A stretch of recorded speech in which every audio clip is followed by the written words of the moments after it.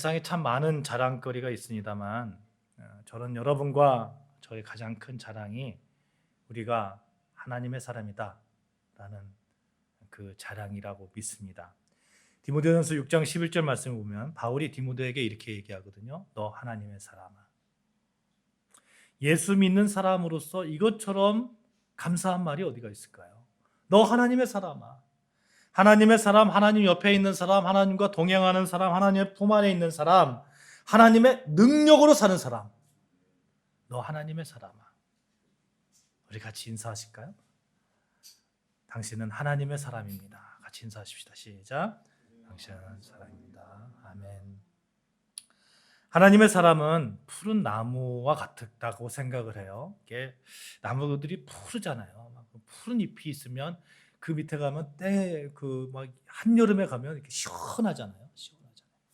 누군가의 그렇게 시원함을 나누어주고 또 열매도 맺으면 그 열매를 나누어주고 또 그 생명력이 있어서 추운 겨울이 지나도 봄이 되면 다시 파릇파릇 이렇게 솟아나고 하나님께로부터 받는 그런 영양소, 생수가 마르지 않기 때문에 그렇게 그런 일들을 감당할 수 있으라고 믿습니다. 여러분, 나무가 잘 자라날 수 있는 요건들이 있어요. 뭐냐면 햇빛이 있어야 되고요. 또 뭐가 있죠? 물이 있어야 되고 또 영양소가 좀 풍부한 그런 땅이 있어야 됩니다. 근데 나무는 옮겨 다닐 수가 없어요. 그렇죠? 이쪽에서 나무가 여기 싫다고 해서 저쪽으로 갈 수 없잖아요. 저쪽에 있는 나무가 심겨져 있는데 저쪽으로 또 부산으로도 갈 수 없어요. 누군가 옮겨 심겨져요. 누군가. 목양실 밖에 나무가 있습니다. 근데 요즘 막 낙엽이 막 너무 단풍들이 막 떨어지잖아요. 너무 멋있는 거예요. 너무 멋있어요. 근데 조금 있으면 앙상해질 거라고요. 굉장히 앙상해지는데 쓸쓸하게 보이지 않아요. 제가 왜 그런지 아십니까? 내년에는 다시 파릇파릇 이렇게 나뭇잎을 피울 거라고 저는 확신하기 때문에 그래요. 왜냐하면 나무 옆에 그 조그마한 우물가가 있고요. 또 햇빛이 잘 드는 곳에 있고요. 내년에도 반드시 이 추운 겨울을 잘 지날 거라는 저는 확신이 있습니다. 확신이 있어요. 사람도 마찬가지인 거죠. 사람도. 나무는 옮겨 다닐 수 없어서 어디에 뿌리를 내느냐가 참 중요한데 사람도 역시 어디에 뿌리를 내느냐가 중요한 거죠. 그렇죠? 어디에 뿌리를. 육체도 그렇고 영적으로도 그렇습니다.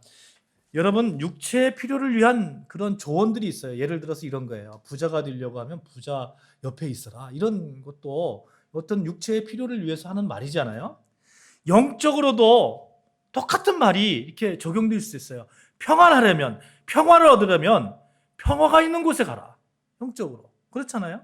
예수님께서 요한복음 14장 27절에 이렇게 말씀합니다. 평안을 너희에게 끼치노니 곧 나의 평안을 너희에게 준다. 이런 말씀을 하시잖아요. 마음의 근심, 두려움 이것들 다 이겨내고 평안을 누리는 방법. 그것은 예수님 곁에 심겨진 나무와 같아야 된다는 거예요. 사실 여러분과 저는 잘 심겨진 나무와 같습니다. 저는 어렸을 때부터 태중에서부터 교회를 다녔어요. 그러니까 이미 잘 심겨진 나무였어요. 잘 심겨진. 그런데 목회를 하다 보니까 이렇게 옮겨 심는 나무, 예수님께 옮겨 심겨지는 나무 얼마나 귀중한지 모르겠어요. 어떻게 보면 처음부터 태중에서부터 그냥 예수님 곁에 있는 그 나무도 너무너무 복된 그런 나무지만 옮겨 심겨지는 그 나무는 너무 귀중한 거예요. 너무 귀중한 거예요. 그렇게 쉽지 않더라고요. 쉽지 않아요. 누군가 은혜를 줘야 돼요. 누군가. 여러분 중간에 예수님을 믿은 분이 계시다면 여러분 정말 하나님께 은혜 받으신 분입니다. 그 누구보다도 은혜를 받으신 분이에요. 그런 분들을 시냇가에 심겨진 나무다.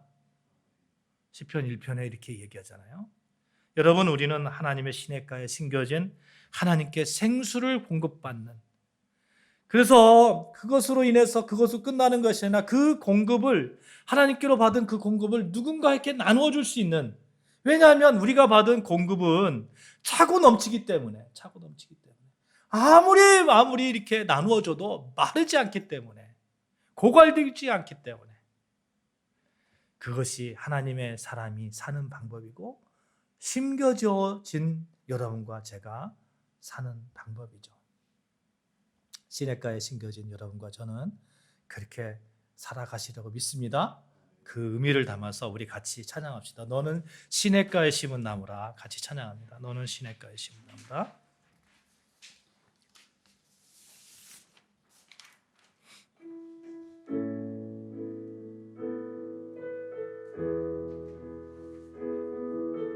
여러분 자신에게 축복했으면 좋겠어요. 또 우리 이웃들을, 우리 교우들을 축복했으면 좋겠어요. 너는 시냇가에 심은 나무라. 하나님의 사랑 안에 믿음 뿌리 내리고 주의 뜻대로 항상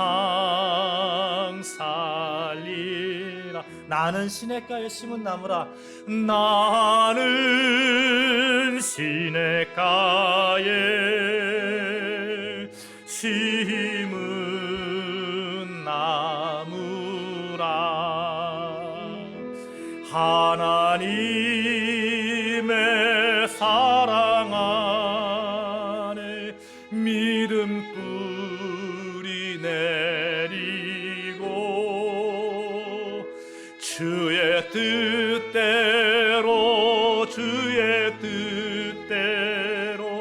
항상 살리. 주의 시절을 쫓아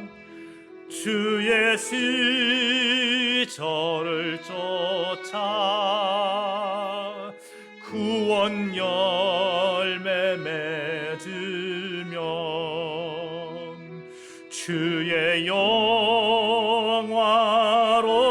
빛 너를 보하리니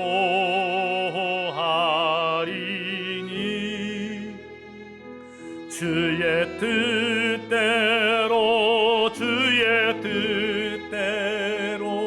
항상 살리라. 아멘. 오늘 말씀을 보면 이렇게 시냇가에 심겨진 나무, 그런 한 사람이 나타나는데 바울이라는 사람이 있죠. 이 바울이 시냇가에 옮겨 심겨졌고, 그리고 거기에서 그 옮겨 심겨진 그 나무의 그 삶의 모습으로 응답하는 그러한 외침들을 보게 됩니다. 바울이 이제 완전히 새로운 피조물이다 이렇게 선포하고 있어요. 성령께서 그의 마음을 만지셨을 때 바울은 시각이 또 달라졌습니다. 16절에 보시면 육신을 따라 알지 아니한다 이 말을 하거든요. 바울이 육신의 잣대, 세상적인 기준 이렇게 표현할 수 있을 거예요. 인간적인 관점 이렇게 표현할 수 있을 거예요. 바울이 그렇게 예수님을 봤던 거예요. 예수님의 그 인간적인 모습들, 아니 세상에 부활했다고 하죠. 인간이 어떻게 부활을 해요? 부활했다고 하죠. 그 제자들은 또 그것을 막 전하고 다니죠. 막 과대망상증, 또 예수님은 또 하나님의 아들이라고 이렇게 얘기하잖아요. 인간적인 관점에서 보면 절대로 이해가 안 되는 거예요. 바울의 입장에서. 그러니까 예수님 믿는 사람들, 예수 전하는 사람들, 이 사람들을 박해하는데 최전선에 바울이 섰잖아요. 바울이 다메섹으로 피신할 때에 바울로 갈 때에 피신한 예수쟁이들을 색출해가지고 죽이려고 갔던 거 아닙니까? 그런데 그곳에서 부활하신 예수님을 만납니다. 그 만남으로 인해서 바울이 이제는 시냇가에 옮겨 심겨진 나무가 된 것이죠. 예수님에 대한 시각이 완전히 바뀌어졌습니다. 보이지 않는 것에 눈을 뜨기 시작했어요. 마음의 눈을 떠서 하늘나라를 바라보기 시작합니다. 이 세상의 것이 전부가 아님을 알게 되었습니다. 이 옮겨 심겨졌다 이런 말의 뜻은 이런 거라고 생각이 돼요. 여러분, 육의 사람에서 영의 사람으로 바뀌어졌다. 육체의 사람에서, 육적인 사람에서 이제는 영의 사람으로 바뀌어져서 그렇게 그 목표를 향해서 달려가는 그런 바울의 모습이 오늘 보여지고 있죠. 고린도후서 5장 13절에 보시면 우리가 미쳤다고 하면 하나님께 미친 것이고 정신이 온전하다고 하면 여러분들을 위한 것이다. 이렇게 바울이 얘기하는데 미쳤다 하면 이렇게 말하니까 이 바울한테 당신 미쳤어 하는 사람들이 많이 있었다는 얘기 아니에요? 그렇잖아요. 사도행전 보면 바울이 로마로 압송되는 과정에서 아그리빠 왕과 베스도 총독 앞에서 재판을 받는 광경이 나옵니다. 그런 총독과 왕 앞에서 왜 자신이 예수의 박해자에서 예수의 전도자가 되었는지 막 이렇게 논증을 하는 거죠. 막 이렇게 설명을 합니다. 간증을 해요. 부활하신 예수님을 만난 이야기 다 얘기를 합니다. 옮겨 심겨진 이야기 다 얘기합니다. 그러자 베스도 총독이 뭐라고 하냐면 바울아 네가 미쳤구나 이렇게 하는 거죠. 네가 미쳤구나. 내 많은 학문이 너를 미치게 하였구나. 그 정도로 바울은 옮겨 심겨진 뒤에 예수님한테 완전히 미친 거예요. 미친 거예요. 사랑하는 여러분, 우리가 예수 시냇가에 심겨진 나무라는 의미가 무엇입니까? 예수를 위해서 좀 미쳐보면 어떨까요? 예수를 위해서. 예수라는 시냇가의 생명수를 공급받아서 우리 몸이, 우리 마음이 이제는 예수의 사람으로 작은 예수가 되어서 예수라면 어떻게 했을까? 예수라면 어떻게 생각했을까? 예수라면 어떻게 이때 행동했을까? 우리가 좀 미쳐보면 어떨까요? 이 바울처럼. 예수로 변화된 것이 얼마나 좋으면, 예수 시냇가에 심겨진 것이 얼마나 감격스러우면 사도 바울이 사도행전 26장 29절에서 이렇게 외칩니다. 오늘 내 말을 듣는 모든 사람도 다 이렇게 내가 결박된 것 외에는 나와 같이 되기를 원한다. 하나님께 원한다. 이렇게 바울이 얘기하죠. 여기서 두 가지 세계관이 이렇게 충돌하고 있는 것을 보게 돼요. 하나는 총독과 왕의 세계관, 또 하나는 바울의 세계관이에요. 총독과 왕의 눈에는 이게 손에 만져지는 것, 육적인 것, 뭐 이런 것들의 그런 것으로 구성되어진 세계관일 거예요. 바울의 세계관은 영적인 세계관, 영원하신 하나님 나라 바라보는 그런 세계관입니다. 바울에게는 왕과 총독의 상황이 너무 안타까운 거죠. 못 보는 그 왕과 총독이 못 보는 것을 바울은 보고 있으니까 그게 너무 안타까운 거죠. 너무 안타까운. 그러니까 바울의 입장에서는 그 사람들이 불쌍한 거예요. 그 사람들이. 그 왕과 총독은 바울이 미쳤다고 얘기했지만 바울은 그 사람들이 불쌍한 거예요. 사실 바울도 예수를 만나기 전에는 아그리빠 왕과 베스도 총독하고 똑같았습니다. 바리새파 율법학자로서 하나님을 믿고 율법을 따랐지만 생각하고 말하는 것은 육적인 사람이었어요. 육적인 사람. 예배와 제사를 통해서 하나님을 섬겼지만 그 믿음은 육적인 믿음이었어요. 율법을 지키고 제사를 드린다는 점에서 정말 바울이 최고로 잘한 것인지는 모르겠지만 그는 하나님 앞에 정말 육적인 삶을 살면서 예수 믿는 사람들을 핍박했던 그 최전선에 바울이 있었던 겁니다. 근데 이제 미쳤다고 할 만큼 완전히 바뀌어졌어요. 완전히 바뀌어졌어요. 왜 그랬을까? 무엇이 바울을 이렇게 달라지게 했을까? 고린도서 5장 17절 말씀 같이 읽습니다. 같이 읽습니다. 시작. 누구든지 그리스도 안에 있으면 그는 새로운 피조물이라 이것은 그 지나갔으니 보라 새 것이 되었도다 하시. 아멘. 옛 것은 지나갔는데 새 것이 되었는데 어떻게 그렇게 새 것이 되었느냐? 그리스도 안에 있으면. 그리스도 안에 있으면. 예수 생명 시냇가에 심겨져 이제는 옛 나무는 죽어버렸다는 거예요. 옛 나무, 그냥 육적인 그런 나무들 있잖아요. 뭐 죽음에 대한 공포들, 뭐 수치심들, 두려움들, 뭐 이런 것들 있잖아요. 이런 것들, 남을 질투하는 거, 이런 거 다 죽어버렸다는 거예요. 새로운 나무가 됐다는 거예요. 새로운 잎사귀가 파릇파릇 솟아난다는 거예요. 이 말씀은 성경에서 굉장히 중요한 말씀입니다. 기독교 신앙의 핵심이라고 말할 수 있을 거예요. 바울은 여기서 예수 그리스도 안에서 우리가 가질 수 있는 일어나는 두 가지 연쇄적인 그런 변화를 묘사하고 있어요. 하나는 뭐냐면 믿는 사람 자신이 변하는 거예요. 그리스도 안에 있다. 그리스도 안에 있다. 이 말은 예수 그리스도를 우리 주님으로 영접하고 그분과 동행하면서 산다는 거잖아요. 동행하면서 예수라면 어떻게 하실까? 예수라면 어떻게 행동하실까? 예수의 그 삶은 무엇일까? 늘 고민하면서 예수의 피로 몸 전체를 이렇게 두르고 그렇게 살아간다는 거. 그래서 거듭남이 그런 거듭난 삶 이런 것을 뭐라고 얘기하면 속사람이 변화되었다 이렇게 얘기하거든요. 속사람이 예수를 통해서 속사람이 변화되었습니다. 그런 다음 그렇게 속사람이 변화되니까 세상을 보는 눈이 달라지는 거예요. 옛것은 지나갔다 이렇게 말하거든요. 옛것은 지나갔다. 옛것이 실제로 사라졌을까요? 어떻게 생각하십니까? 오늘 예배 끝나고 나서 집에 가면 집이 옛날 집들이 새롭게 변화됩니까? 변화돼가지고 아파트가 돼 있습니까? 세상과 사물은 그대로 있는데 하나님 나라에 눈 뜨고 보니까 예전에 보던 그 모습이 아니더라 하는 거예요. 새 것이 되었다라는 말씀은 새롭게 보인다 하는 거예요. 새롭게 보인다. 감사함으로 보인다. 이 사도 바울은 자신에게 이 두 가지 연쇄적인 변화가 일어나고 있음을 고백하고 있어요. 예수 그리스도를 주님으로 영접함으로 그는 거듭났고 속사람이 자라가면서 세상과 사물을 새롭게 보게 되었던 것이죠. 그래서 16절에 그러므로 이제부터 우리는 아무도 육신의 잣대로 알려고 하지 않는다. 육의 그런 잣대로 육적인 잣대로 판단하지 않는다는 거예요. 사랑하는 여러분 누군가를 판단하지 마시기 바랍니다. 이 판단하면 아니야 내가 그럴 자격이 없는 거예요. 자격이.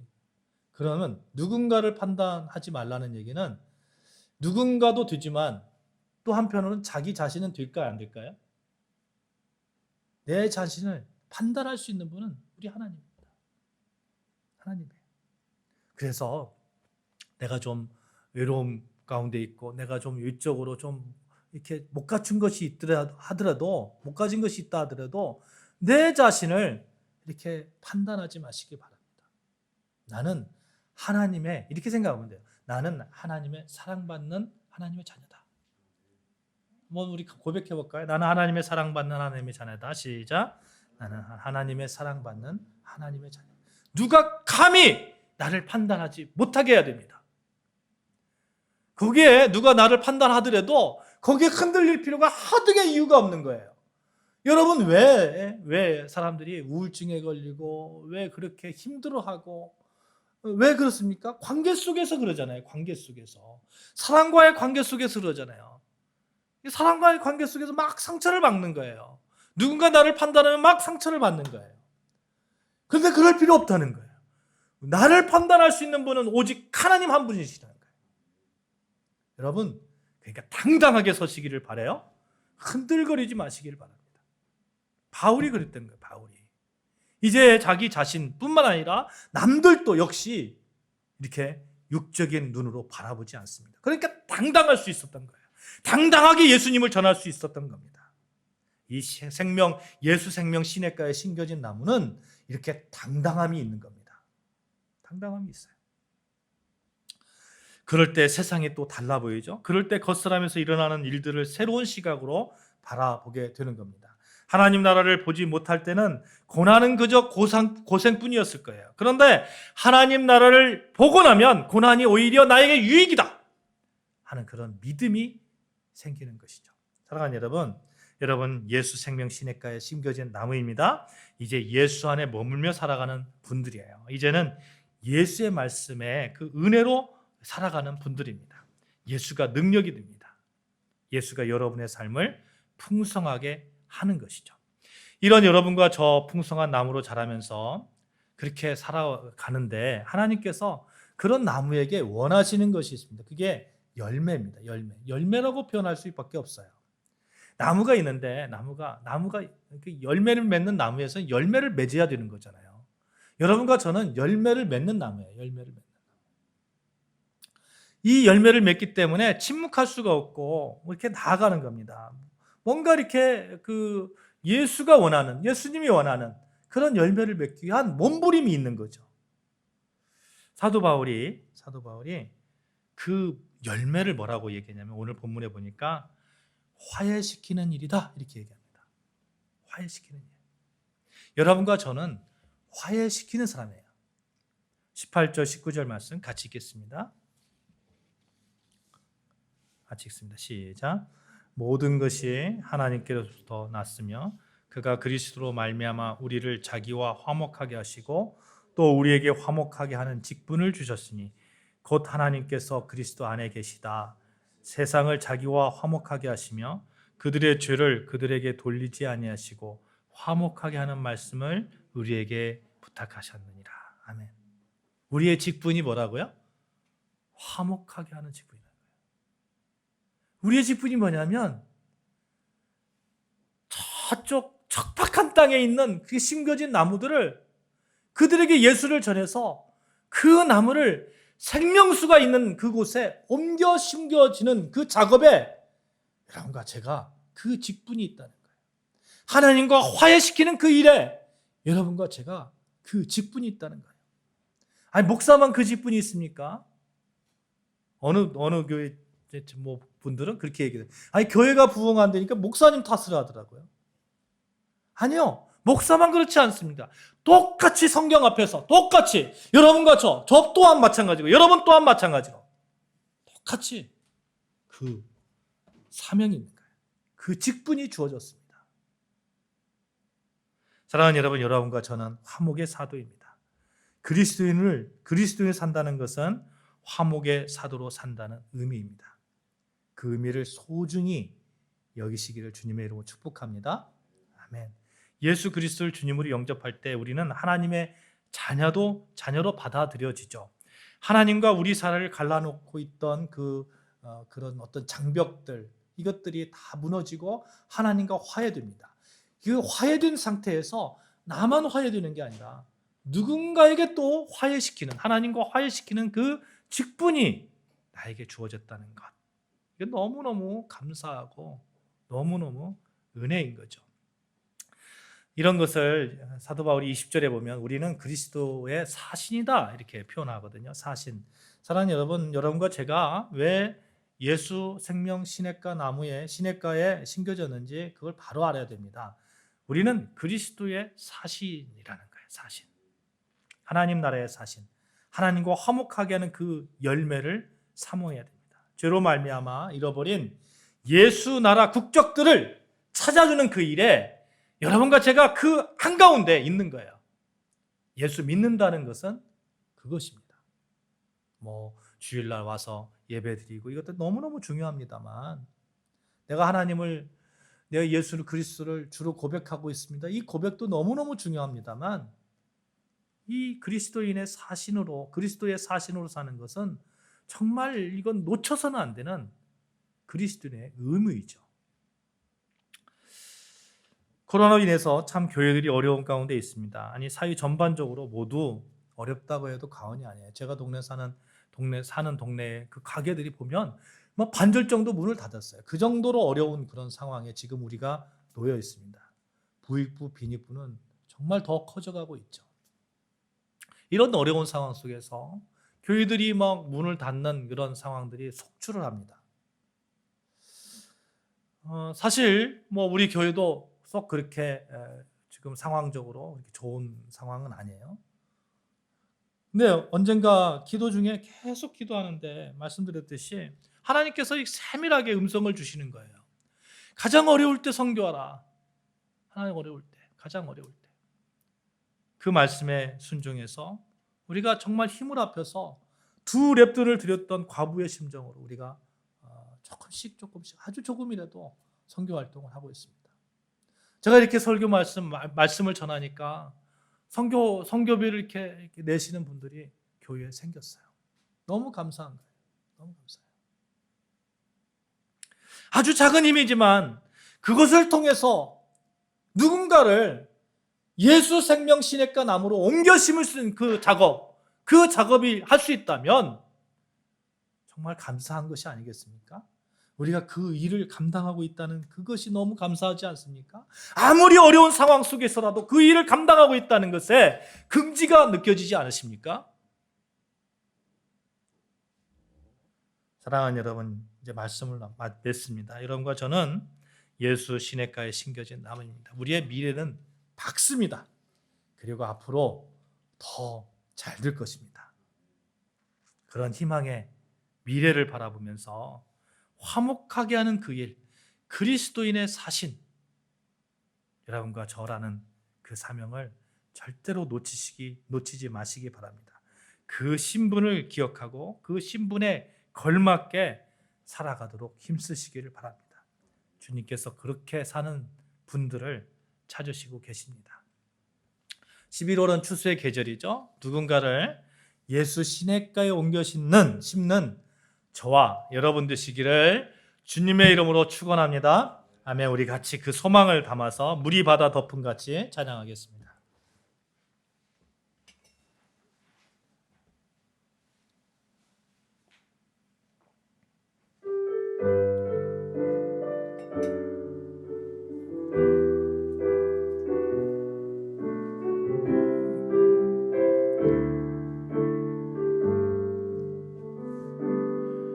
세상 모든 민족이 구원을 얻기까지 쉬지 않으시는 하나님, 주의 심장 가지고 우리 이제 일어나 주 따르게 하소서. 세상 모든 민족이 구원을 얻기까지 쉬지 않으시는 하나님, 주의 심장 가지고 우리 이제 일어나 주 따르게 하소서. 세상 모든 육체가 주의 영광 보도록 우릴 부르시는 하나님, 주의 손과 발 되어 세상을 치유하며 주 섬기게 하소서. 물이 바다 덮음같이